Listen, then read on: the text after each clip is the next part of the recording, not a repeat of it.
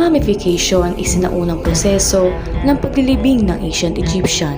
Tanging mayaman at makapangyarihan lamang ang ginagawa ng ganitong proseso.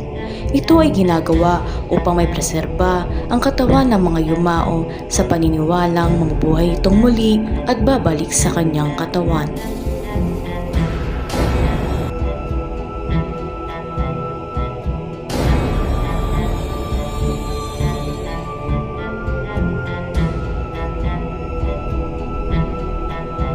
Hi guys!